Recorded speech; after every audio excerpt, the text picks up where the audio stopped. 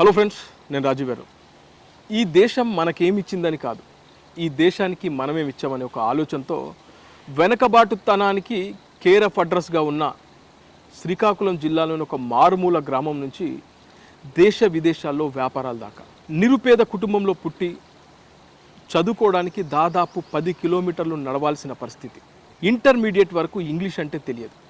అలాంటి వ్యక్తి ఈ రోజున దేశ విదేశాల్లో వ్యాపారాలు ఎలా సాధ్యమైంది?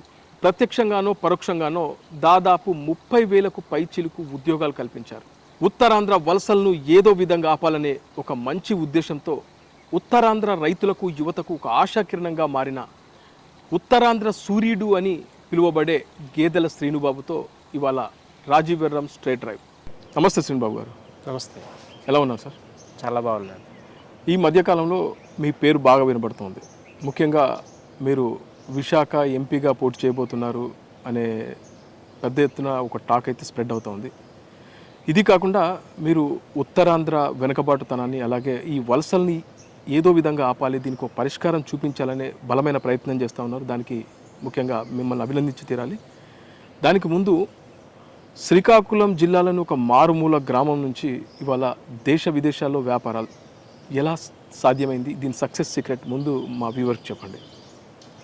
డెఫినెట్గా రాజీవ్ గారు, ఇప్పుడు విశాఖపట్నం పొలిటికల్ విషయానికి వస్తే గత 25 సంవత్సరాల నుంచి విశాఖపట్నంలో వేరే వలస నేతలు అక్కడికి వచ్చి 5 సంవత్సరాలు వాళ్ళు ఆ జాబ్ చేసిన తర్వాత వాళ్ళు సూట్ కేసు సర్దుకొని వాళ్ళు బయటకు వెళ్ళిపోతున్నారు. కరెక్ట్.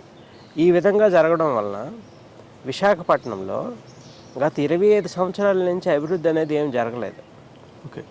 ఏదైనా ఇండస్ట్రీస్ వచ్చాయంటే అంతకుముందు వచ్చిన ఇండస్ట్రీతో డెవలప్ అయిన ప్రాంతమే అది. అవును. దీని తర్వాత ఎప్పుడైతే ఈ వలస నాయకులు వచ్చారో అక్కడ ఉన్న సహజ వనరులన్నీ అంతరించేటట్టు చేసి మానవ వనరులే మనుషుల్ని అక్కడి నుంచి వలస వెళ్ళేటట్టు చేస్తున్నారు. అదే విశాఖపట్నానికి ఇప్పుడు పెను ప్రమాదంగా మారింది. లేకపోతే భౌగోళికంగా 1990కి ముందు హైదరాబాద్కు ధీటుగా విశాఖపట్నం ఉండేది, చెన్నైకి ధీటుగా విశాఖపట్నం ఉండేది. సో అంత అభివృద్ధి చెందే అవకాశం ఉన్న ఈ వలస రాజకీయ నాయకులు అక్కడికి వలస వచ్చి అక్కడ ప్రజల్ని వలసబాటు పట్టించారు. అందువలన మేము ఉత్తరాంధ్ర ప్రజలు ఏంటంటే ఎవరినైనా నమ్ముతాం. కరెక్ట్. నమ్మే గుణం ఉంది. ఎవరితోనైనా పెద్దవాళ్ళు వస్తున్నారంటే వాళ్ళు నమ్ముతాం.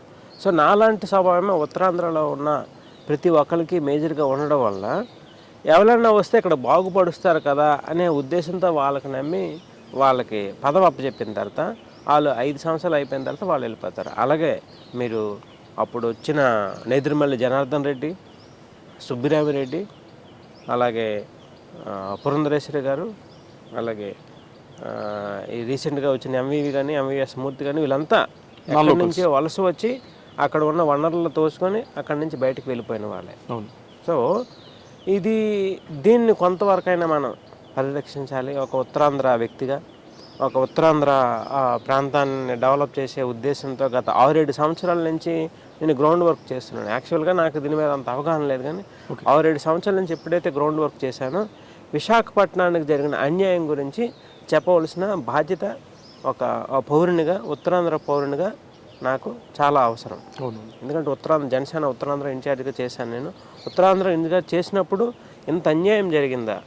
1990కి ముందు ఆల్మోస్ట్ 20 లక్షల జనాభా అక్కడ ఉంటే 40 లక్షల జనాభా హైదరాబాద్లో ఉండారు. డబల్ దీంట్లో ఉండేది హైదరాబాద్.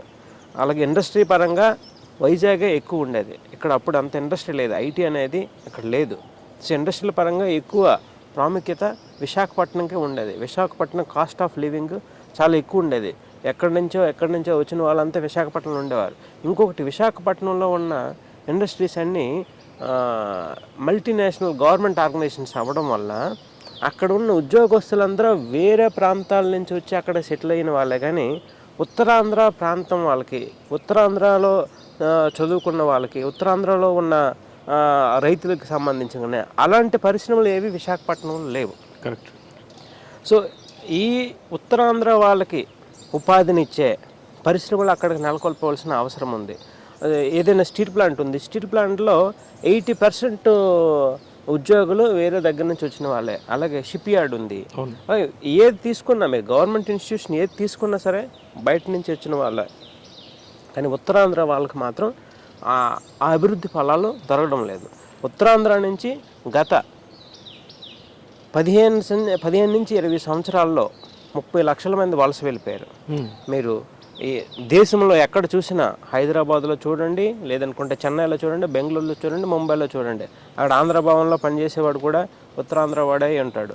అలాగే భవన నిర్మాణ కార్మికులు ఎక్కడ చూసినా సరే ఉత్తరాంధ్ర వాళ్ళే ఉంటారు. అలాగే సెక్యూరిటీ గార్డులు కూడా, సెక్యూరిటీ వాళ్ళు అదే మేము ఒక స్లోగన్ ఉంది, మనం సెక్యూర్గా బతుకుదామా, సెక్యూరిటీ గార్డులుగా బతుకుదామా అని ఉత్తరాంధ్ర ప్రజలతో ఈ మధ్య మాట్లాడడం కూడా జరిగింది.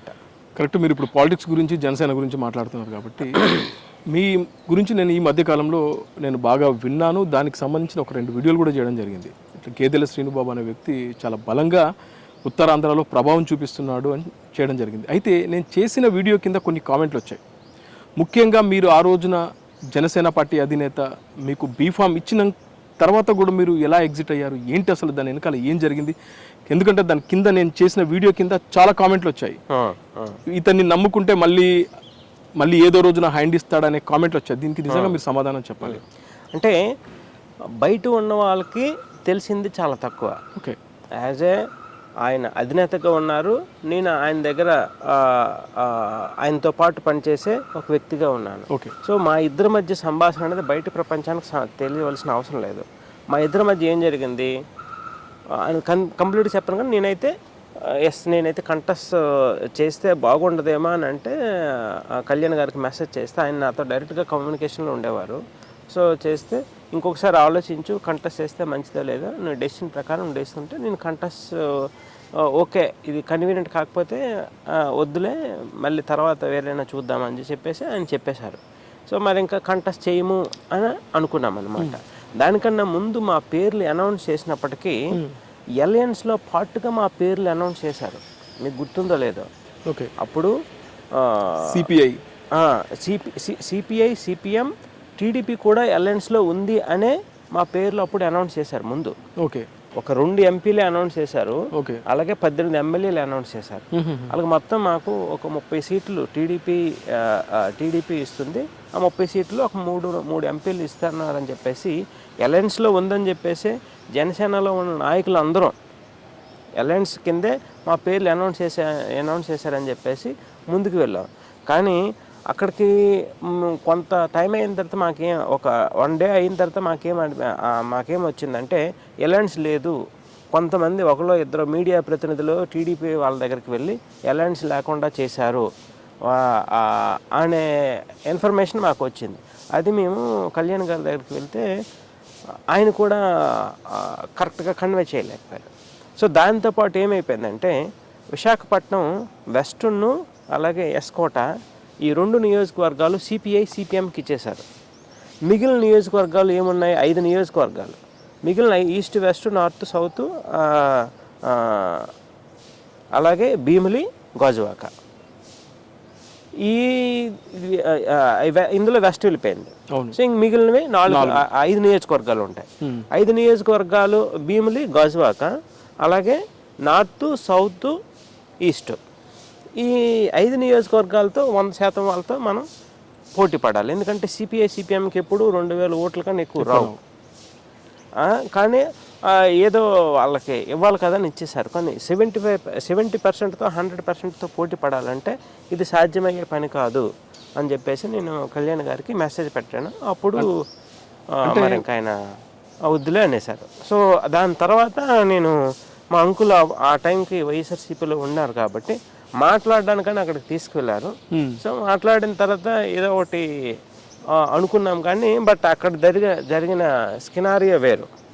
వాస్తవానికి బయటకు స్ప్రెడ్ అయింది ఏంటంటే మిమ్మల్ని వైఎస్ఆర్సీపీ వాళ్ళు ఇబ్బందులకు గురి చేశారు, ఒత్తిళ్లు చేశారు. సేమ్ టైం తెలంగాణలో కూడా మీ వ్యాపారాలపై దెబ్బ కొడతారు అనే ఒక ఉద్దేశంతో మీరు భయపడి వైఎస్ఆర్సీపీలో చేరారనేది బాగా స్ప్రెడ్ అయింది. నేను అప్పుడు రిప్రజెంటేషన్ చేస్తుంది శ్రీనుబాబుతో పాటు శ్రీనుబాబుతో పాటు ఒక 6,000-7,000 మంది ఎంప్లాయీస్ ఉన్నారు. అవును. మన హైదరాబాద్లో ఉన్నారు. అప్పటికప్పుడే విశాఖపట్నంలో కూడా స్టార్ట్ చేసాం, ఢిల్లీ, చెన్నైలో కూడా ఉన్నాం. కానీ హైదరాబాద్లో మన ప్రెజెన్స్ ఎక్కువ. ఇక్కడ కూడా గవర్నమెంట్తో కొంతవరకు సత్సంబాలు ఉండేవి మనకి.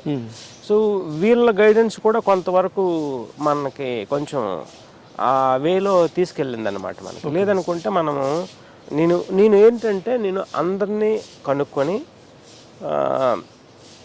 అందరికీ ఆమోదం ఏంటి, మన శ్రీనుబాబు అనేది ఒక సంస్థ నడిపిస్తున్నాడు.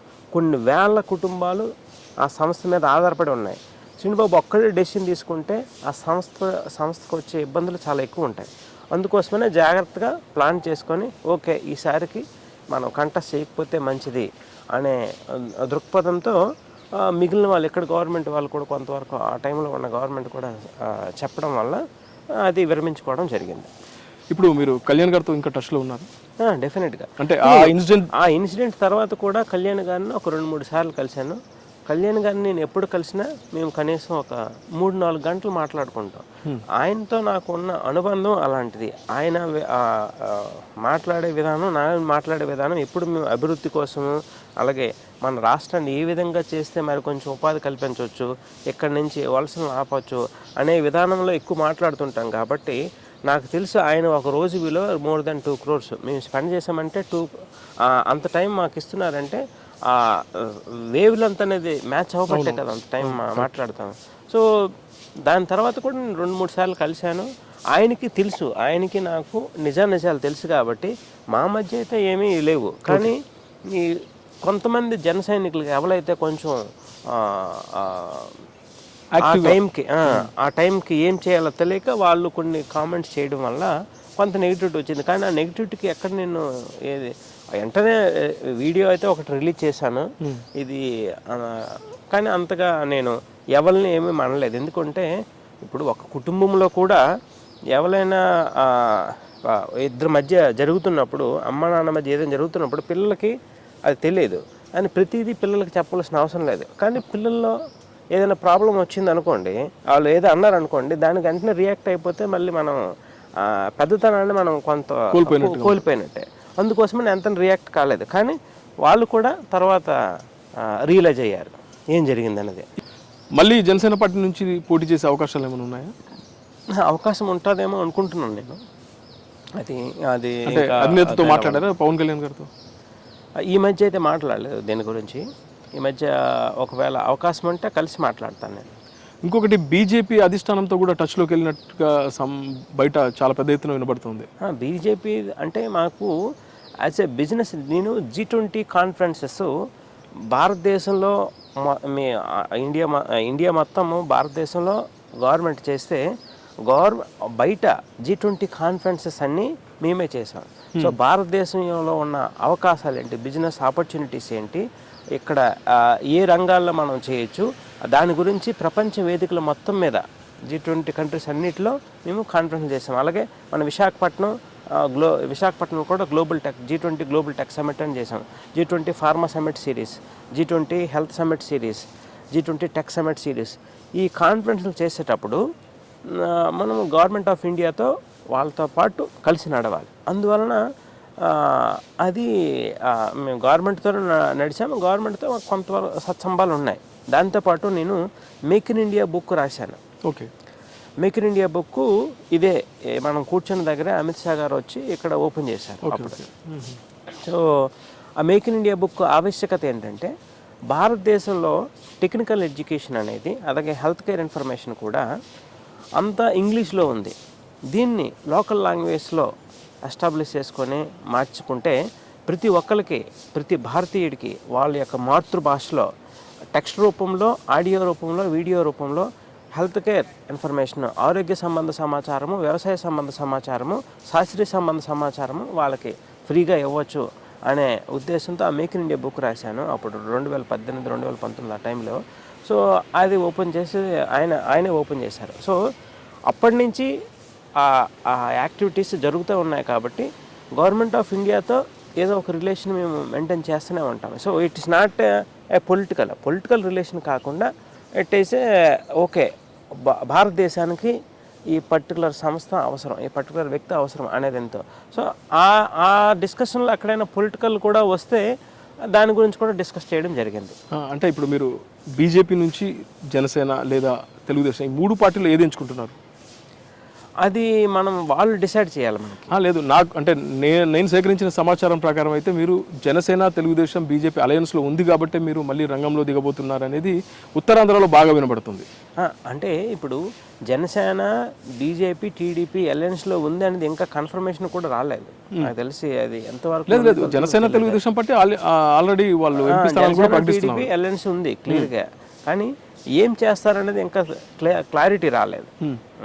సో బీజేపీ అదే మీకు చెప్పాను కదా, కొంతమంది పెద్దలు బీజేపీలో ఉన్న పెద్దలతో కూడా నేను ఎప్పుడు రెగ్యులర్గా కాంటాక్ట్లో ఉంటాను నేను. ఓకే, అంటే ఇది ఏది చేసినా సరే మనం ఏమి చేసినా ఒక ఉత్తరాంధ్ర ప్రాంతానికి చేయాలంటే ఒక వ్యక్తిగా ఏమీ చేయలేము.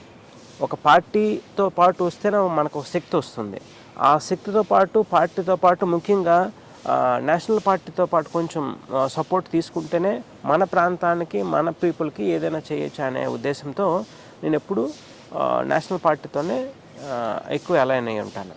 ఇప్పుడు వాస్తవానికి ఏదైతే జనాల మైండ్ సెట్ మారిపోయింది, ఇప్పుడు మీలాంటి ఎడ్యుకేటెడ్ పర్సన్స్, వ్యాపారస్తులు, చాలా మేధావులు, మీలాంటి వాళ్ళని రాజకీయాల్లోకి రావాలని చాలామంది కోరుకుంటారు. కానీ ఇక్కడ జరుగుతుంది ఏంటంటే ఓటుకు నోటు ఇవ్వకుంటే జనాలు ఓటేసే పరిస్థితులు లేదు. ముఖ్యంగా మీరు చెప్తున్న శ్రీకాకుళం ఎవరైతే వలసవాదులు ఉన్నారో వీళ్ళంతా వివిధ రాష్ట్రాల్లో ఉంటూ ఎలక్షన్ టైంలో డబ్బులు తీసుకొని ఓటేయడానికి వస్తూ ఉన్నారు. మీరు అంటున్నారు ఇక్కడ నేను వలసవాదాన్ని ఆపేస్తాను, వలసవాదుల కోసం నేను మనస్ఫూర్తిగా పనిచేస్తున్నారు మీరు. మరి ఇక్కడ జరిగేదేంటి? మీలాంటి మేధావులను యాక్సెప్ట్ చేసే పరిస్థితి వాళ్ళకుందా? అంటే ప్రజలని ఇక్కడున్న లోకల్ పార్టీ, ఇక్కడున్న పార్టీలు ఆ విధంగా తయారు చేసే ప్రజల్ని అడుక్కు తినే వాళ్ళగా చేసి, భిక్షగాలుగా చేసి, వాళ్ళకు ఒక 1000 రూపాయలు 1500 ఇచ్చేసి ఆ ఓటునేమో ఈ నోటునేమో ఓటుగా కన్వర్ట్ చేసుకుంటున్నాను. సో నేను చేస్తుంది ఏంటి, ఇది కాదు మన పద్ధతి, ప్రజల్లో చైతన్యం చేయవలసిన అవసరం ఉంది, మనకు జరిగిన అన్యాయాన్ని ఎండగట్టవలసిన అవసరం ఉంది అనే దాంతో ముందుకు వెళ్తున్నాం. లేకపోతే అదే ఇప్పుడు మన తెలుగు రాష్ట్రాల్లో మేజర్గా ఏంటంటే ప్రాబ్లము, వాళ్ళు ఎలాగో ఒకలాగా పాపులర్ కావాలి ఏదో ఒక విధంగా. వాళ్ళు జైలుకి వెళ్ళొచ్చు, మర్డర్లు చేయొచ్చు, మానభంగాలు చేయొచ్చు, లేదనుకుంటే ఏదో ఒకటి చేసి పాపులర్ అయితేనే రాజకీయాల్లోకి పార్టీలు ఆహ్వానిస్తున్నారు. కానీ చదువుకొని ఐఏఎస్లో ఐపీఎస్లో చేసుకున్న వాళ్ళకి గ్రౌండ్ లెవెల్లో అర్థం వాళ్ళకి ఆ సిస్టమ్ అనేది ఎస్టాబ్లిష్ చేసుకోలేకపోతున్నారు. అవును, ఎందువలనంటే ఆంధ్రప్రదేశ్లో నిరక్షరాస్యత శాతం ఎక్కువ. అవును, దాదాపు 50 నుంచి 55% ఉంది నిరక్షరాస్యత శాతం. సో ఈ నిరక్షరాస్యుల్లో 90% ఈ కోవకు చెందిన వాళ్ళే. 1000 రూపాయలు 1500 ఓటుకు తీసుకొని వేసేవాళ్ళే. సో వాళ్ళని చైతన్యపరచాలి. మీరు ఈరోజు తీసుకునే 1000 రూపాయలు 1500 వల్ల మీకు ఒక 10 రోజులు 15 రోజులు సరిపోతుంది, కానీ మీ పిల్లల భవిష్యత్తు, మీ భావితరాల భవిష్యత్తు అంతా తాకట్టు పెడతారు అనే దాంతోనే ఈ మధ్య నేను రైతు సదస్సులని, విద్యార్థుల సదస్సులని, ఉపాధి ఆంధ్ర ద్వారానే ఉత్తమ ఆంధ్ర సాధ్యమని గత 6-7 సంవత్సరాల నుంచి నేను స్లోగన్స్తో ముందుకు వెళ్తున్నాను. మీరు చూసే ఉంటారు ఈ మధ్య మా స్లోగన్స్కి మంచి రెస్పాన్స్ కూడా ఉంది. ఈ మధ్య ఇప్పుడిప్పుడే రియలైజ్ అవుతున్నారు వాళ్ళకి జరిగిన అన్యాయము, మనకు జరిగిన అన్యాయము, మనం ఏం చేస్తే మన భావితరాలు బాగుపడితే మన వలసలు ఆగుతాయి అనేది ఇప్పుడిప్పుడు రియలైజ్ అవుతున్నారు. కాబట్టి డెఫినెట్గా మనకి సపోర్ట్ దొరుకుతుంది. మీ కొటేషన్ ఒకటి చాలా బాగుంది, ఏదంటే నేటి విద్యార్థులే రేపటి వలసవాదులు అనే ఒక కొటేషన్ నేను చదివాను. నిజంగా నాకు చాలా ఒక రకంగా ఎమోషనల్గా అనిపించింది. ఎందుకంటే వాళ్ళ పెద్ద పెద్ద చదువులు చదివి బయట రాష్ట్రాలకు వెళ్ళి వాళ్ళు సెక్యూరిటీ గార్డులుగా వివిధ హోటల్స్లలో పనిచేస్తూ ఉంటే, నిజంగా భవన నిర్మాణ కార్మికులుగా పనిచేస్తూ ఉంటే నిజంగా ఉత్తరాంధ్ర ఏమైపోతుంది? మీలాంటి గేదెల శ్రీనిబాబు లాంటి వ్యక్తులు నిజంగా దాన్ని ఒక భుజాల మీద వేసుకొని పనిచేస్తున్నారు. నిజంగా గ్రేట్ సార్, అది. Thank you very much. కానీ మీరు నేటి విద్యార్థులు రేపటి వలసదారులు అనేది ఉత్తరాంధ్ర కాదు, మొత్తం ఆంధ్రప్రదేశ్కు వర్తిస్తుంది. ఓకే, ఆంధ్రప్రదేశ్ నుంచి గత 12 సంవత్సరాల నుంచి 15 సంవత్సరాల్లో 50 లక్షల మంది పట్టభద్రులు వలస వెళ్ళిపోయారు. పట్టభద్రులు అంటే గ్రాడ్యుయేట్స్, పోస్ట్ గ్రాడ్యుయేట్స్, మిగిలిన ప్రొఫెషనల్ గ్రాడ్యుయేట్స్ చేసిన వాళ్ళు ఏవాళ్ళండి 50 లక్షల మంది పట్టభద్రులు ఆంధ్రప్రదేశ్ నుంచి వెళ్ళిపోయారు. ఆంధ్రప్రదేశ్ నుంచి దాదాపుగా 40 లక్షల మంది ఐటీ నిపుణులు ఉంటే ఆంధ్రప్రదేశ్లో 40,000 మంది ఐటీ నిపుణులు కూడా లేరు. ఓకే. సో ఈ నేటి విద్యార్థులు రేపటి వలసదారులు అనేది దాన్ని బట్టి నేను చేశాను. ఇది మేము అధ్యయనం చేశాము. గత 5-6 సంవత్సరాల్లో ఆంధ్రప్రదేశ్లో అతి ఎక్కువ ఉద్యోగాలు ఇచ్చిన సంస్థ మాది ఒకటే. అవును. దాదాపుగా 5,000 డైరెక్ట్ ఎంప్లాయ్మెంట్ ఇచ్చాం, ఇండైరెక్ట్గా అది 20,000తో సమానం. సో దీంతోపాటు ఇక్కడ వాళ్ళు ఎందుకు ఇక్కడ నుంచి వలస వెళ్ళిపోతున్నారు, వీళ్ళకి ఏ ట్రైనింగ్ ఇస్తే మంచిది అనే దాని మీద మేము అధ్యయనం చేశాం కాబట్టి మాకు కొంత అవగాహన ఉంది. ఎందుకు ఇక్కడి నుంచి వలస వెళ్ళిపోతున్నారు, ఎంతమంది విద్యార్థులు ఇక్కడి నుంచి వలస వెళ్ళిపోతున్నారు, వాళ్ళ మోటో ఏంటి, అక్కడ ఉన్న రాజకీయ పార్టీలు కానీ అలాగే ఇంజనీరింగ్ కాలేజెస్ కానీ మిగిలిన కాలేజెస్ కానీ మేజర్ మోటో ఏంటి, ఆ విద్యార్థి చదువుతున్నప్పుడే ఏదో ఒక జాబ్ మేళ పెట్టడం, 5,000కో 10,000కో 15,000కో ఆడికి ఉద్యోగం ఏదో ఒకటి వచ్చిందని చెప్పేసి వాడిని బయటకు పంపించేయడం. ఇదే గత 12 సంవత్సరాల నుంచి జరుగుతుంది. క్వాలిటీ ఆఫ్ ఎడ్యుకేషన్, ఈ ఫీజు రియంబర్స్మెంట్ అనే పథకం వల్ల క్వాలిటీ ఆఫ్ ఎడ్యుకేషన్ మొత్తం పడిపోయింది. సో వాళ్ళు ఇంజనీరింగ్ విద్యార్థుల్లో 96% మంది ఏదైతే సబ్జెక్ట్ చదువుతున్నారో ఆ సబ్జెక్ట్ పనికిరారు అని చెప్పేసి ఎకనామిక్ టైమ్స్ కూడా ఒక ఆర్టికల్ రాసింది. అంటే వాళ్ళ ఎడ్యుకేషన్ దేనికి చదువుతున్నారో వాళ్ళకి తెలియదు. ఏదో ఒక డిగ్రీ వచ్చింది కదా, ఫీజు రియంబర్స్మెంట్ గవర్నమెంట్ పే చేసింది కదా, కట్ కాపీ పేస్ట్ అని చెప్పేసి ఎక్కడికో వలస వెళ్ళి బతుకుతున్నారు వాళ్ళు. పోనీ వలస వెళ్ళి బతికిన తర్వాత వాళ్ళ జీవితాలు ఏమైనా బాగుంటాయంటే, వాళ్ళు వలస వచ్చిన తర్వాత ఇక్కడికి యాజ్ యంగ్ పర్సన్గా 25 సంవత్సరాలు 30 సంవత్సరాల్లో మనం వలస వచ్చేస్తాం. వలస వచ్చేసిన తర్వాత మన పిల్లలకి మన తల్లిదండ్రులకి మధ్య ఈ సంస్కృతి సాంప్రదాయం అనేది రావడం లేదు. మనకి ఎప్పుడైతే ఒక 60 సంవత్సరాలు వస్తాయో, 60 సంవత్సరాలు వచ్చిన తర్వాత మనకు పుట్టిన పిల్లలు మనల్ని వృద్ధాశ్రమాలకు పంపిస్తారు. అలాగా నేను కొన్ని వేల కుటుంబాలను చూశాను. నేను కొన్ని వేల కుటుంబాలు, ముఖ్యంగా ఉత్తరాంధ్ర మిగిలిన ఆంధ్రప్రదేశ్ కుటుంబాలని కొన్ని వేల కుటుంబాలను చూశాను. సో మనం కష్టపడినంత వరకు పర్వాలేదు. ఎప్పుడైతే మన భారతీయ సంస్కృతి సాంప్రదాయాలు అనేది మన పిల్లలకి రావో, అది మన పెద్దల ద్వారానే వస్తాయి. మనకి ఎలాగొచ్చాయి, మన తాతలతో మనం ఉండడం వల్ల పెద్దలు ఎందుకు గౌరవము, అలాగే మన చుట్టుపక్కల వాళ్ళతో ఎలాగ మెలగాలి అనేది మనకు తెలిసిందే. కానీ ఇక్కడ పిల్లలకి ఆ తాతలతో ఉండకపోవడం వల్ల మన భారతీయ సంస్కృతి సాంప్రదాయం అనేది వాళ్ళకి రావడం లేదు.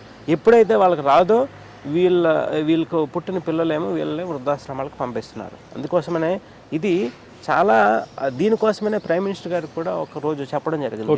డిజిటల్ ఇండియా డిజిటల్ భారత్ కాన్సెప్ట్లో భాగంగా మనం రూరల్ ఎంప్లాయ్మెంట్ కానీ క్రియేట్ చేస్తే మంచిదని చెప్పేసి ఆనరబుల్ ప్రైమ్ మినిస్టర్ గారు నరేంద్ర మోడీ గారికి కూడా చెప్పడం జరిగింది. మీరు ఉమెన్స్కి అత్యధికంగా ఎంప్లాయ్మెంట్ కల్పించినందుకు మీకు ఒక అవార్డు కూడా వచ్చింది అనుకుంటా. అవును అవును. దాని గురించి ఒకసారి చెప్పండి. అంటే మహిళలు in tech, women in tech, టెక్నాలజీలో మహిళల యొక్క పాత్ర అనే దాని మీద ప్రజెంటేషన్ చేశాను. దాంతోపాటు గత 15 సంవత్సరాల్లో దాదాపు ఒక 30,000 మందికి మేము కొత్తగా ఉద్యోగాలు ఇస్తే, ఫస్ట్ టైం గ్రాడ్యుయేట్స్కి 30,000 మందికి ఉద్యోగాలు ఇస్తే అందులో 75% మహిళలే ఉన్నారు. మీరు పిఎఫ్ రికార్డ్స్ వెరిఫై చేసుకుంటే చాలా క్లియర్గా ఉంటాయి. ఎట్ ప్రజెంట్ మన విశాఖపట్నంలో 5,000 ఉద్యోగాలు ఇస్తే అందులో 75% మహిళలే ఉన్నారు. సో ఎందుకు మాకు మహిళలు ఎక్కువగా మేము తీసుకుంటున్నామంటే, మాది life sciences based health care support services company. So ఈ ఫార్మా లైఫ్ సైన్సెస్లో ఎక్కువ మహిళలే ఉంటారు. వాళ్ళకి ల్యాబ్స్లోకి వెళ్ళి పని చేయరు వాళ్ళు. సో మాది ఏమిటంటే ప్రతిదీ మీరు హైదరాబాద్లో తీసుకోండి, చెన్నైలో తీసుకోండి, ఢిల్లీలో తీసుకోండి, విశాఖపట్నంలో తీసుకోండి, నగరం నడిబొడ్డున మా ఆఫీసెస్ ఉంటాయి. చాలా కన్వీనియంట్గా ఉంటుంది, క్వాలిటీ శాలరీ ప్లస్ కమ్యూనికేషన్ అనేది ప్రపంచంలో ఎక్కడి నుంచి పెద్ద పెద్ద శాస్త్రవేత్తలతో పెద్ద పెద్ద ప్రొఫెసర్స్తో వాళ్ళు కమ్యూనికేట్ చేసుకోవచ్చు. సో వాళ్ళ ఇంప్రూవ్మెంట్ కూడా బాగుంటుంది. కాబట్టి మహిళలు మా కంపెనీలకు ఎక్కువ రావడానికి ఇంట్రెస్ట్ చూపిస్తుంటారు. దాంతోపాటు రీటైన్ కెపాసిటీ కూడా మహిళల్లో ఎక్కువ ఉంటుంది. మెన్ ఏం చేస్తారంటే ఒక 1,000 రూపాయలు ఎవరో ఎక్కిస్తున్నారు అంటే ఇక్కడ జంప్ అయిపోతారు. కానీ మహిళలు వాళ్ళు మెంటల్గా ఎమోషనల్గా కనెక్ట్ అవుతారు ఆర్గనైజేషన్కి. సో అందుకోసమనే మా ఆర్గనైజేషన్ కూడా ఇంతవరకు గ్రో అవడానికి కారణము మహిళలకి మేము ఇచ్చిన ఇంపార్టెన్స్, వాళ్ళు మాతో పాటు నడిచే విధానం. ఓకే, మీ భావజాలం పవన్ కళ్యాణ్ గారి భావజాలం సేమ్ ఉంటుంది. అవును. సో పవన్ కళ్యాణ్ గారు కూడా జీరో బడ్జెట్ పాలిటిక్స్ అని చెప్పేసి ఆయన రాజకీయాల్లోకి వచ్చిన తర్వాత ఆయన గెలవడం పార్టీ కూడా గెలవలేకపోయింది. అవును. సో ఇలాంటి పరిస్థితులు ఈ భావజాలం పనిచేస్తుందా? ఈ భావజాలం పనిచేయదు. ఎందుకంటే అప్పుడు కానీ నేను ఇప్పుడు కానీ నేను ఏం చెప్తున్నానంటే, మనం ప్రజాస్వామ్యంలో ఉన్నప్పుడు ప్రజలకు అనుగుణంగా మనం మారాలి. కరెక్ట్. ప్రజలకు అనుగుణంగా ప్రజలు ఏంటి, అక్కడ ఏ పార్టీ అధికారంలోకి వచ్చినా ఆ అధికారంలోకి వచ్చిన పార్టీ 90% నిరక్షరాస్యుల ఓట్ల మీద ఆధారపడి వచ్చిన పార్టీ. కరెక్ట్. ఈ చదువుకున్న ఈ కామెంట్లు చేయడమే కానీ ఓట్లు వేయరు. సో ఓట్లు వేసేవాళ్ళు నిరక్షరాస్యులు. ఆ నిరక్షరాస్యులని మనము చైతన్యపరచాలంటే వాళ్ళు ఏదైతే కోరుకుంటున్నారో వాళ్ళకు అనుగుణంగా మనం మారాలి. సో మీరు చెప్పినట్టు ఇప్పుడు ఎవరైతే నిరక్షరాస్యులు వాళ్ళని మనం మార్చాలంటే వాళ్ళు మారేసడానికి సిద్ధంగా లేరు. వాళ్ళు ఓటుకు నోటే వాళ్ళది. వాళ్ళ ఓటుకు నోటు అని మీరు అనుకుంటున్నారు, కానీ వాళ్ళకి ప్రపంచాన్ని గురించి చైతన్యపరచిన అవసరం మనకి యాజ్ అ రాజకీయ పార్టీలుగా వీళ్ళకు ఉంది. ఆ లెవెల్లో పనిచేయాలంటే మనం వ్యవస్థలో ఉంటేనే ఆ లెవెల్లో పని చేయగలం. వ్యవస్థలో లేకుండా మనం పని చేయలేం. సో వ్యవస్థలో ఉండాలంటే ముందు మనకు అధికారం రావాలి. అధికారం రావాలంటే వాళ్ళు ఏదైతే కోరుకుంటున్నారో వాళ్ళకు అనుగుణంగా మనం మన పార్టీ విధి విధానాలను మార్చుకోవాలి. పార్టీ విధి విధానాలను మార్చుకొని మనకి ఎప్పుడైతే మనకి వ్యవస్థ మన చేతిలో వస్తుందో, గవర్నమెంట్ మన చేతిలో ఉంటుందో, అప్పుడు గవర్నమెంట్ ద్వారా వాళ్ళని మరికొంచెం చైతన్యపరిచి మన భావితరాలు బాగుండాలంటే ఇక్కడ ఉపాధి కల్పించాలి. అంతేగాని ఓటుకు నోటు తీసుకుని మనం ఓట్లు వేస్తే ఇలాగే ఆంధ్రప్రదేశ్ అనేది అంధకార ప్రదేశ్గా మారిపోతుందా అని చెప్పేసి వాళ్ళకి చెప్పవలసిన బాధ్యత రాజకీయ పార్టీల మీద ఉంది. అదే నేను అప్పుడు కళ్యాణ్ గారితో కూడా చాలాసార్లు చెప్పడం జరిగింది. కానీ ఆయన దేన్ని తొందరగా యాక్సెప్ట్ చేసుకోలేరు. జీరో బడ్జెట్ పాలిటిక్స్ అనే దాని మీద ఉంటారు. కానీ ఈ గ్రౌండ్ లెవెల్లోది ఆయనకి ఇది ఉన్నా సరే మనం ఎంత కాలమైనా సరే చేద్దాం, ఈ జీరో బడ్జెట్ మీదే వెళ్దాము అనే దీంట్లో ఉన్నారు. కానీ ఈ మధ్య ఏదో కొంచెం మార్పు కనిపించింది అని అనిపించింది నాకు. లేదు ఇప్పుడు మనకున్న సమాచారం ప్రకారం కళ్యాణ్ గారు ఇప్పుడు ఎమ్మెల్యేగా కంటెస్ట్ చేసే ఎవరైతే ఉన్నారో వాళ్ళని పిలిచి మాట్లాడుతున్నారు. డబ్బు ఖర్చు పెట్టుకోవాలని కూడా చెప్తా ఉన్నారు. అంటే డబ్బులు ఖర్చు పెట్టకపోతే ఆంధ్రప్రదేశ్లో తెలంగాణలో డిస్క్వాలిఫైడ్. ప్రైమరీ క్వాలిఫికేషన్ మినిమం 10 కోట్లు 20 కోట్లు వాళ్ళ దగ్గర లేకపోతే దట్ ఈస్ డిస్క్వాలిఫైడ్. ఎలక్షన్ గురించి ఆలోచించడమే మానేయాలి. నేను అప్పుడు సిపిఎంకి సీట్లు ఇచ్చి నేను వాళ్ళతో పాటు నడవలేనని చెప్పింది కూడా దానికోసమే. వాళ్ళు ఇంతకుముందు మీరు జనసేనకి ఇచ్చిన సీట్లలో మీరు చూసే ఉంటారు, చాలామంది ఏ విధంగా వాళ్ళు మిస్యూజ్ చేసుకున్నారు ఆ సీట్లని. ఆ విషయం నాకు తెలుసు. కానీ నేనేంటి చేస్తున్నంత వరకు స్వయం శక్తితో పార్టీ అభివృద్ధి కోసం చాలా చేశాను. ఇప్పుడున్న చాలా వరకు నాయకులు ఉత్తరాంధ్రలో మెజారిటీ ఆఫ్ ది నాయకులు నేను ఉన్నప్పుడు జాయిన్ చేసిన వాళ్ళే. జేడి లక్ష్మీనారాయణ గారు మీ ద్వారానే జాయిన్ అయ్యారని. జేడి లక్ష్మీనారాయణ గారికి నేను అంతకుముందు కలిసి చెప్పాను, ఆహ్వానించాను, నేనే పార్టీ ఆహ్వానించాను. అలాగే అక్కడున్న విజయనగరం మిరాకల్ ప్రసాద్ వాళ్ళ మాధవి గారిని, వాళ్ళని, అలాగే ఎస్ఎస్సిని గారిని, ఇంకొక 2-3 కీ పీపుల్ అందరినీ, ఇప్పుడు ఎవరైతే మెజారిటీ నాయకులు ఉంటారో ఆ కీ పీపుల్ అందరినీ నేనే తీసుకొచ్చి అక్కడ పెట్టడం జరిగింది. ఈ పార్టీ కోసం పనిచేస్తున్నప్పుడు ఈ సీట్ కోసం కంటెస్ట్ చేస్తే బాగుంటుందని ఎప్పుడు ఆలోచించలేదు. ఓకే, అంతకుముందు కూడా జేడి లక్ష్మీనారాయణ గారిని మిగిలిన వాళ్ళని ఎందుకంటే తీసుకొచ్చారు, పార్టీ బలపడాలి. పార్టీ బలపడాలనే ఉద్దేశంతో నేను అందరిని కలిసి వీలైనంత వరకు తీసుకొచ్చాను. కానీ ఎప్పుడైతే మనకి అలయన్స్ లేదు, టీడీపీ వాళ్ళు బ్యాకౌట్ అయ్యారు, అలయన్స్ నుంచి బ్యాకౌట్ అయ్యారు, వాళ్ళకేదో ఇంటర్నల్గా ఒక రాంగ్ కమ్యూనికేషన్ వచ్చింది. ఒకరిలో 2 మీడియా ప్రతినిధుల ద్వారా వాళ్ళకు వచ్చిన కమ్యూనికేషన్స్తో మొత్తం ఆంధ్రప్రదేశ్ని ఆంధ్రప్రదేశ్ చేసేసారు వాళ్ళు. ఇప్పుడు మీరు అలయన్స్ గురించి మాట్లాడారు కాబట్టి చాలామంది జనసేన పార్టీకి సంబంధించిన నాయకులు, జన సైనికులు చాలామంది తెలుగుదేశం పార్టీతో అలయన్స్ వద్దు, సింగిల్గా వెళ్తేనే మనం 20-25 సీట్లు గెలుస్తామని చెప్పేసి వాళ్ళు మాట్లాడుతూ ఉన్నారు. కానీ ఇప్పుడు మీలాంటి వాళ్ళు చాలామంది అలయన్స్ కంపల్సరీ ఉండాలి, అలయన్స్ లేకపోతే జనసేన పార్టీ చాలా ఇబ్బందికర పరిస్థితి. నేను ఇదే చెప్పాను నేను. ఎందుకంటే అలయన్స్ లేకపోతే జనసేన పార్టీకి ప్రజెంట్ సర్వైవల్ లేదు. డైరెక్ట్గా చెప్పాలంటే. ఎందుకంటే గ్రౌండ్ లెవెల్లో అంతగా ఎస్టాబ్లిష్ అవ్వలేదు. గ్రౌండ్ లెవెల్లో ఎస్టాబ్లిష్ అవ్వడానికి నాయకులను తయారు చేసుకోవాలి. నాయకులు తయారు చేసుకున్నంత గత 10 సంవత్సరాల్లో 15 సంవత్సరాల్లో నాయకులు ఎవరు వచ్చినా వాళ్ళు ఆర్థికంగా అన్యాయం అయిపోయారు, కానీ వాళ్ళు నిలబడలేకపోయారు. ఆర్థికంగా నిలబడాలంటే మనకి గవర్నమెంట్లో ఏదైనా పొజిషన్ వస్తే వాళ్ళతో పాటు పనిచేస్తే అప్పుడు మనం ఆర్థికంగా నిలబడతాం. సో ఇంతకుముందు ప్రజారాజ్యం టైంలో కావచ్చు, లేదంటే రీసెంట్ జనసేన 2 ఎన్నికల్లో కావచ్చు, ఒక ఎలక్షన్లో కంటెస్ట్ చేసింది, కానీ ఆర్థికంగా చాలా వరకు చితికిపోయారు. సో వీళ్ళని నాయకులుగా రావాలంటేనే భయపడిపోతున్నారు అనమాట.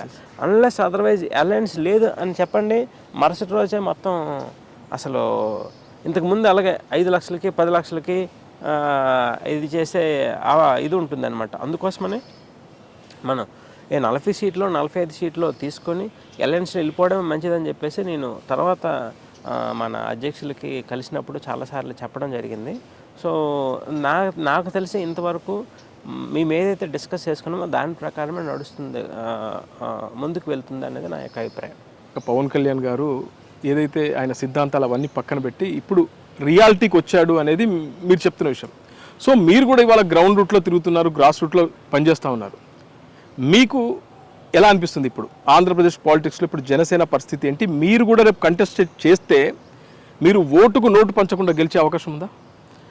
ఓటుకు నోటు పంచకుండా గెలిచే అవకాశం అనేది మా వైపు అంటే అక్కడ ప్రజలు ఎక్కువగా మనకి మన ప్రాంతం వ్యక్తి, మన అభివృద్ధి కోరుకునే వ్యక్తి, మన బాగోగులు కోరుకునే వ్యక్తి అనే దాంతోనే వాళ్ళు ఇవి ఇస్తున్నారు. కాబట్టి ఓటుకు నోటు అనేది ఒకవైపు ఉంటే దీనికి ఎక్కువ ఇంపార్టెన్స్ ఇస్తున్నారు. ఎందుకంటే నేను ఈ మధ్య రైతు సదస్సులు అని చెప్పేసి శ్రీకాకుళం, విజయనగరం మరియు విశాఖపట్నం రూరల్ ఏరియాలోనే చాలా దగ్గరలో చేశాను. నేను నియోజకవర్గం వైజ్గా కూడా చేశాను. అక్కడ ఏంటంటే అక్కడ వాళ్ళకి జరుగుతున్న అన్యాయం గురించి చెప్పేసరికి అమ్మ ఇంత దినగా మనం నష్టపోయామా, ఈ 2-3 కుటుంబాల వలన 30 లక్షల మంది మన వాళ్ళు వెళ్ళిపోయారా. ముఖ్యంగా రీసెంట్గా జరిగిన మన పండగకి సంక్రాంతి పండగకి దాదాపుగా ఒక 20 లక్షల మంది డిఫరెంట్ ప్లేసెస్ నుంచి వచ్చారు. అంటే వాళ్ళంతగా దగ్గరకు సంక్రాంతికి వస్తున్నారంటే సో వాళ్ళకి ఊరు మీద ప్రేమ పోలేదు, ఏదో బతుకు తెరువు కోసం జీవనోపాధి కోసం అక్కడి నుంచి వలస వెళ్ళిపోయారు. కానీ దానికోసం ఆ ఊరు మీద ప్రేమ పోలేదు. ఇది అన్యాయం జరుగుతుందని చెప్పేసి ఇంతగా అంటే వీళ్ళకి రీసెర్చ్ చెప్పే నాదుడు ఇంతవరకు ఉత్తరాంధ్రలో లేడు. 30 లక్షల ఎకరాలు ఉంటే ఓన్లీ 12 లక్షల ఎకరాలే సాగు చేస్తున్నాం. అలాగే 200 టీఎంసీలు నీటి లభ్యత ఉంటే కేవలం 20 టీఎంసీలు చేస్తున్నాం అని గణాంకాలతో చెప్పిన రాజకీయ నాయకుడు ఇంతవరకు ఉత్తరాంధ్రలో లేరు. అందుకోసమైనా నాకు కొంచెం ఇంపార్టెన్స్ ఇస్తారు. అదే కాకుండా శ్రీనిబాబు ఈ మధ్య వచ్చినవాడు కాదు. 2007లోనే నాకు ప్రపంచ యువ శాస్త్రవేత్త అవార్డు వచ్చినప్పుడు అక్కడ వాళ్ళందరికీ నేను ఒక శాస్త్రవేత్తగా, ఒక యువ శాస్త్రవేత్తగా సుపరిచితం.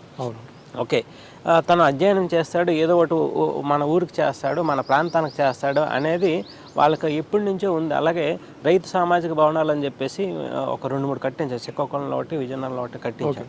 సో దీంతో పాటు వాళ్ళకి అక్కడ ఉన్న వాళ్ళకి కొన్ని వేల మందికి ఉపాధి కల్పించాం. సో మనం ఫిజికల్గా ఇప్పుడు ఒకేసారి వెళ్ళి సూట్ కేసు ఎంపీలాగా వైజాగ్ అలాగే అనకాపల్లి సూట్ కేసు ఎంపీలు వెళ్తారు, వెళ్ళి 5 సంవత్సరాలు ఏమైనా తెలిపారు. కానీ గత 15 సంవత్సరాల నుంచి వాళ్ళతో మమేకమై ఉన్నాం.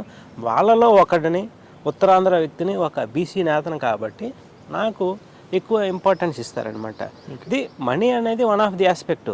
మనీతో పాటు మనము మన ప్రాంతము, మన ప్రాంత అభివృద్ధి, మన వలస బతుకులు ఆగాలంటే మనల్ని పరిపాలించి మనల్ని అభివృద్ధి చేసే ఒక ఆర్థికంగా కొంచెం స్థితిమంతుడై ఉండి దాంతోపాటు సామాజిక స్పృహ ఉండే వాళ్ళు అయితే బాగుంటుందని చెప్పేసి స్వచ్ఛందంగా కొన్ని వేల మంది రైతులు వస్తున్నారు. మీరు వీడియోస్లో చూసే ఉంటారు. అవునవును. సో అందువలన అభిమానం, మన ప్రాంతం, మన పీపుల్, మన పిల్లవాడు ఇంకొక 30-40 సంవత్సరాలు ఉంటాడు, యంగ్ పర్సన్ కాబట్టి మనకు సపోర్ట్ ఇస్తాడనే దాంతో వాళ్ళు వస్తున్నారనమాట. ఇప్పుడు ఎగ్జాక్ట్లీగా చెప్పండి, ఈ ఉత్తరాంధ్ర నుంచి వలస వెళ్ళిన వాళ్ళు ఎన్ని లక్షల మంది ఉంటారు? 2018లో మేము అధ్యయనం చేశాము. అప్పటికి 22 లక్షల మంది వలస వెళ్ళిపోయారు. ఓకే. అప్పుడు నేను ఒక బుక్ కూడా రాశాను, మీరు కావాలంటే చూడండి. 22 lakh the great people migration of the great people Uttarandhra people Odisha అని చెప్పేసి ఒక బుక్ రాశాను. ఓకే. సో దాని తర్వాత గత 6-7 సంవత్సరాల్లో ఇంకొక 6-7 లక్షల మంది వలస వెళ్ళిపోయారు. ఓకే. సో ఓవరాల్గా గత 15 నుంచి 18 సంవత్సరాల్లో 30 లక్షల మంది ఉత్తరాంధ్ర నుంచి వలస వెళ్ళిపోయారు. ఉత్తరాంధ్రలో 1,30,00,000 జనాభా ఉండాలి, కానీ దాదాపుగా 1,00,00,000 మంది జనాభానే ఉన్నారు. మిగిలిన వాళ్ళంతా వలస వెళ్ళిపోయారు. ఇప్పుడు రేపు ఎలక్షన్ టైంలో ఈ వలస వెళ్ళిన వాళ్ళంతా మళ్ళీ వచ్చి ఓటేసే అవకాశం ఉంటుందా సార్? 30 లక్షల మంది దాదాపు 50% వస్తారు. వస్తారా? వస్తారు. సో ఇంకొక విషయం, ఇప్పుడు మీరు ఏదైతే ఈ వలసవాదాన్ని ఆపాలి, ఈ ఉత్తరాంధ్ర నుంచి బయటికి వెళ్ళిపోతున్న వాళ్ళ కోసం మీరు చేస్తున్న ప్రయత్నం ఏంటి సీరియస్గా? మేము చేస్తున్న ప్రయత్నం అక్కడ ఉపాధి కల్పించాలంటే మీకు విజయనగరంలో మొత్తం 30 లక్షల ఎకరాలు అనేది ఉత్తరాంధ్రలో ఉంటే విజయనగరంలో సాగుకు అనువైన ప్రాంతం 10 లక్షల ఎకరాలు. 10 లక్షల ఎకరాల్లో ఎంత సాగు చేస్తున్నారు? కేవలం సాగునీరు ఉన్నది 1,00,000 నుంచి 1,25,000 ఎకరాలు మాత్రమే. ఇంకొక 3.5 లక్షల నుంచి 4 లక్షల ఎకరాల్లో సాగు చేస్తున్నారు వర్షాధారం.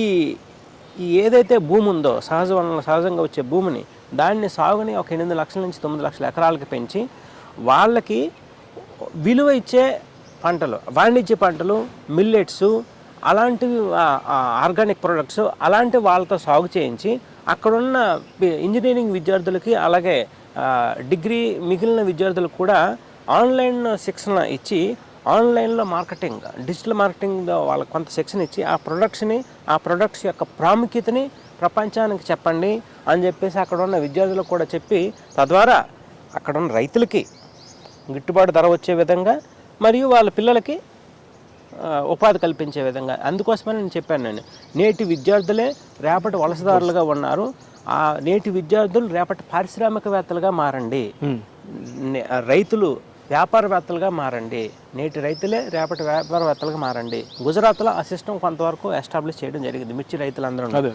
అలాగా మన ఉత్తరాంధ్ర ప్రజలు కూడా మనకి సహజసిద్ధంగా వచ్చే ప్రొడక్ట్స్ని మనం ప్రపంచవ్యాప్తంగా మార్కెట్ చేసుకుందాం, దేశవ్యాప్తంగా మార్కెట్ చేసుకుందాం. మీకు ఎగ్జాంపుల్ చెప్తాను, ఉప్పు ప్రాసెసింగ్ అనేది ఒకప్పుడు చాలా ఎక్కువ ఉండేది, కానీ ఇప్పుడు అక్కడ కళ్ళు ఉప్పు అనేది కేజీ ₹10 75 ఉంటుంది.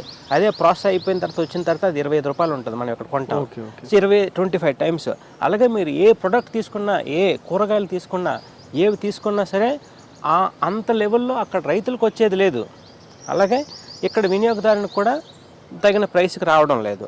సో వీటన్నిటిని మనం బేరేజ్ వేసుకొని ఈ దళారీ వ్యవస్థను తగ్గించాలంటే ఈ డిజిటల్ మార్కెటింగ్ కొంతవరకు అభివృద్ధి చేసి ఆ రైతుకి ఒక కేజీకి ₹5 వచ్చేటట్టు, అలాగే ఇక్కడ వాళ్ళకు కూడా ₹20 వచ్చేటట్టు చేసి మిగిలిన ప్రాసెసింగ్ అంతా మనం కానీ ప్యాకేజింగ్ ప్రాసెసింగ్ అంతా కానీ జాగ్రత్తగా చేసుకుంటే డెఫినెట్గా రైతులకి తగిన గిట్టుబాటు ధర వస్తుంది, అక్కడ ఉన్న పిల్లలకి ఉపాధి దొరుకుతుంది, వినియోగదారులకు కూడా క్వాలిటీ ప్రొడక్ట్స్ తక్కువ ధరకే వస్తాయి.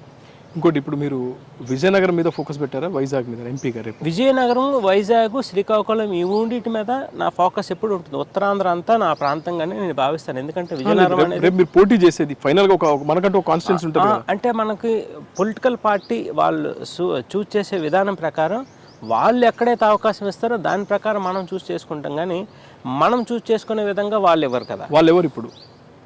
వాళ్ళు ఇప్పుడు నాకు తెలిసి ఇంకొక 1 వీక్లో తెలుస్తుంది ఏం చేస్తారంటే. అంటే బీజేపీ ఆర్ జనసేన? అది అలయన్స్ ఇంకా క్లియరెన్స్ కాలేదు. అది ఆ క్లియరెన్స్లో మనకి ఏది ఇస్తారన్నదే తెలియదు. ఏది ఇచ్చినా సరే మనం ఎక్కడి నుంచైనా సరే కంటెస్ట్ చేసే అవకాశం ఉంది. శ్రీకాకుళం, విజయనగరం, విశాఖపట్నం ఈ 3 వాటిల్లో ఎక్కడి నుంచైనా సరే మనకు అవకాశం ఉంది. ఎందుకంటే నేను ఆ 3 ప్రాంతాలకి చేస్తున్నారు కాబట్టి. ఫైనల్ ఒకటి చెప్పండి, పవన్ కళ్యాణ్ గారితో ఎప్పుడు టచ్లోకి వెళ్ళబోతున్నారు? కళ్యాణ్ గారితో ఎప్పుడు టచ్లో అంటే ఎప్పుడు మాట్లాడుతూనే ఉంటాం, కానీ ఈ పొలిటికల్ సీట్లు అంటే మేము ఒక ఫ్రెండ్స్లా ఉంటాం, ఒక అన్నదమ్ముళ్ళలో ఉంటాం కాబట్టి ఈ సీట్లు వీటి గురించి మాట్లాడేది తక్కువ ఉంటుంది. అంటే ఇంకొక 30 సంవత్సరాలు మనం కలిసి ఉండాలి. సో అందుకోసం చాలా జాగ్రత్తగా మాట్లాడేది కూడా చాలా జాగ్రత్తగా ఉంటుంది. అవకాశం ఉంటే చేస్తాము, లేదనుకుంటే ఓకే ఈ టైంలో ఇక్కడి నుంచి చేస్తే బాగుంటుంది అనే సజెస్ట్ చేస్తారు వాళ్ళు పొలిటికల్ స్కినారియోలో. దాని ప్రకారమే నడుచుకోవాల్సి వస్తుంది అన్నమాట. 100% మీలాంటి వాళ్ళు ఖచ్చితంగా రాజకీయాల్లో ఉండాలి, మీలాంటి వాళ్ళు సేవ చేయాలి. ఎందుకంటే మీరు దాచుకోవాలన్న నైజం లేని వాళ్ళు కాబట్టి. అయితే ఇందాక నేను ఒక క్వశ్చన్ ఇస్తాను మీకు స్టార్టింగ్లోనే, ఎక్కడో మారుమూల గ్రామం నుంచి మీరు దేశ విదేశాల్లో వ్యాపారాల దాకా అసలు ఆ సక్సెస్ సీక్రెట్ మీరు ఇప్పటివరకు చెప్పలేదు నాకు. ఇంకా ఆ సక్సెస్ సీక్రెట్ ఏంటంటే, నేను స్కూల్కి వెళ్ళేటప్పుడు 7 కిలోమీటర్లు నడిచి వెళ్ళి స్కూల్కి వెళ్ళేవాడిని. ఒక్కొక్కసారి నది దాటాలంటే నది దాటి 7 కిలోమీటర్లు కాకుండా 2.5 కిలోమీటర్లు అంటే ఒకే నదిని 2 సార్లు దాటాలి. మొత్తం అంతా బట్టలన్నీ తీసుకొని వెళ్ళాలి. సో ఆ విధంగా స్కూల్కి వెళ్ళి చదువుకున్నాను నేను. అలాగే మాలో నా ఊరి నుంచి చాలామంది డాక్టర్లు కూడా అలాగే చదువుకున్నారు, వాళ్ళు మంచి పొజిషన్స్లో ఉన్నారు. కానీ అదృష్టవశాత్తు నేను పిహెచ్డి చేస్తున్నప్పుడు ప్రొఫెసర్ అల్లం అప్పారావు గారని మా రీసెర్చ్ గైడ్, అల్లం అప్పారావు అండ్ మేడ్చర్ల నరసింహారావు గారని మా రీసెర్చ్ గైడ్స్, వాళ్ళ సపోర్ట్తో కొంత అడ్మినిస్ట్రేషన్ అది నేర్చుకొని నాకున్న అవగాహనతో ఈ బిజినెస్ వైపు వచ్చాను. యాక్సిడెంటల్గా బిజినెస్ వైపు వచ్చాను, అంతేగాని మేము బిజినెస్ ఫ్యామిలీ కాదు. అదే ఇప్పుడు పిల్లలకు కూడా అదే చెప్తున్నాను నేను. ఒకప్పుడు బిజినెస్ చేయాలంటే మనం ఏ పెద్ద పెద్ద వ్యాపారవేత్తల కుటుంబాల్లో ఉండాలి, లేదంటే మంచి డబ్బులు ఉండాలి. కానీ ఈ రోజుల్లో వ్యాపారం చేయాలనుకుంటే మీరు బిలో మిడిల్ క్లాస్ ఫ్యామిలీ నుంచి వచ్చినా సరే పర్వాలేదు, ఒక ప్రాబ్లమ్ ఐడెంటిఫై చేయండి, ఆ ప్రాబ్లంకి సొల్యూషన్ ఇవ్వండి, అదే ఒక బిజినెస్గా మలసివేయబడుతుంది. అది లోకల్లో ఎగ్జిక్యూట్ చేస్తే గ్లోబల్లో ఎక్స్పాండ్ చేయొచ్చు. కరెక్ట్. సో దాన్నే నన్ను ఎగ్జాంపుల్గా తీసుకొని అక్కడ ఉన్న ఇంజనీరింగ్ కాలేజెస్ అన్నిటికీ చెప్పడం జరుగుతుంది. సో దాంతోపాటు నాకు ఆ చిన్నప్పుడు ఈ నడిచి వచ్చే విధానంలో ఒక్కోసారి సాయంత్రం వచ్చినప్పటికి ఎంత భయమైనా సరే ఆ ముళ్ళ పొదల్లో నుంచి ఆ గట్టుల నుంచి వెళ్తూ ఉండాలన్నమాట. అప్పుడే నాకు గుండె ధైర్యం బాగా పెరిగిందనమాట. ఈ భయాలు అనేది అప్పుడే పోయాయి. సో దాంతో ఏదైనా మనం సాధించవచ్చు, మనము జాగ్రత్తగా కష్టపడితే ఏదైనా సాధించవచ్చు అనే దాంతో నేను ఆ టైంలో నేను డిటర్మినేషన్ చేసుకున్నా. కానీ నాకు చిన్నప్పుడు ఎదురయ్యే ఇబ్బందులు అవి ఇంకా ఫ్యూచర్లో ఉండకూడదు అంటే మనము 10 మందికి సాయం చేసే వ్యక్తిగా తయారవ్వాలి. కరెక్ట్. అప్పుడే మనము కొంతవరకైనా మన ప్రాంతానికి ఉపయోగపడతాము అనేది ఎంతో. నేను 10th క్లాస్ వరకు మా బూర్జులో చదువుకున్నాను. బూర్జులో చదువుకున్నప్పుడు 10th క్లాస్ నాకు స్కూల్ సెకండ్ వచ్చింది. ఇంటర్మీడియట్ పాల్కొండలో చదువుకున్నా. తర్వాత B pharmacy, M Tech biotechnology, PhD, followed by post doctorate Stanford యూనివర్సిటీలో చదువుకున్నాను. Great sir.